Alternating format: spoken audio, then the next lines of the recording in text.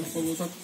Менин билишимче ушул библиотекада көп жылдан бери библиотека аты болуп эле киши келип кирип чыгып китеп окубай эле библиотека аты эле болуп калган.